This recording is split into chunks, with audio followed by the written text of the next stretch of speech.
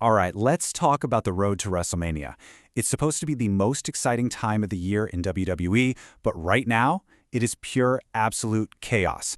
A plan that was literally 4 years in the making has just been completely thrown out the window. And today, we're going to break down what the heck is going on. Yeah, no kidding. That old saying has never been more true. What everyone thought was a sure thing for the main event in Las Vegas has been wiped clean off the board. It's left the entire company scrambling and has everybody asking one very simple question. And that is the million-dollar question, isn't it? So, here's what we're going to do. We are going to unpack exactly how the original plan completely fell apart, figure out who's holding all the power now, and then look at the two most likely scenarios for the main event of WrestleMania 42. Okay, so first things first. Let's dive into the match that was supposed to happen and figure out how it all went so wrong so fast. You know, for the longest time, everyone thought they knew the plan. The consensus was pretty clear. Cody Rhodes was going to challenge Roman Reigns for a third and final time to finally finish his story. It was the logical end to this massive saga. But as those rumors kept swirling, fans online started to get restless. People began pushing back, saying they didn't want a third chapter. They wanted something fresh. And man, when it fell apart fast. That growing fan backlash in December was one thing, but then came that shocking title change in early January. Drew McIntyre beating Cody in Berlin, that wasn't just a simple win, it was a total creative reset. And sure enough, just 4 days later, the reports were confirmed. The Cody versus Reigns trilogy was officially dead.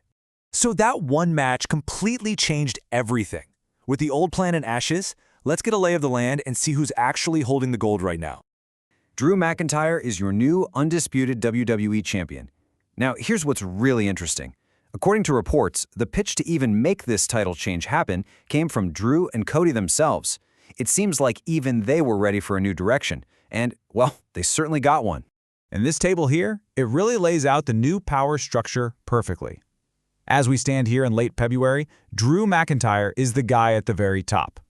Now, yes, CM Punk has the World Heavyweight title, but that undisputed WWE Championship, that puts the biggest target imaginable squarely on Drew's back heading into WrestleMania. All right, so you've got a new champion, which means you've got a whole new line of contenders knocking at the door. And out of all this chaos, two men have really emerged as the most likely challengers for Drew McIntyre in Vegas. So on one side, you have the dethroned hero himself, Cody Rhodes. His story is all about redemption, he has a guaranteed rematch, and pretty much everyone considers him a virtual lock to be in that championship match. And then, on the other side, you have the wild card, Jacob Fatu. He's this fresh, disruptive force, he reportedly has a ton of support backstage, and he's seen as the top candidate to be added if this thing turns into a three-way dance. But hold on. Before we can lock in any main event for Vegas, there's one massive, unpredictable event that could just blow all these plans up all over again. The Royal Rumble. This one match can change the entire WrestleMania picture in a single night. So for anyone who might be new to this, the Royal Rumble is it's pure chaos. 30 people, one ring, and you have to throw everyone else over the top rope. But here's the most important part. The last person standing gets a guaranteed World Championship match at WrestleMania. It's a golden ticket, straight to the main event.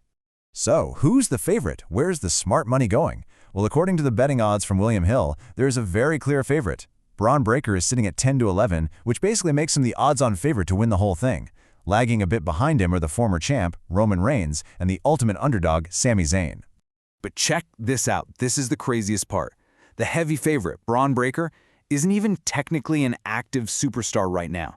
He's caught up in a storyline where he's been suspended from TV, which of course adds a whole other layer of mystery to this. Is this all just a setup for a massive, shocking return at the Rumble?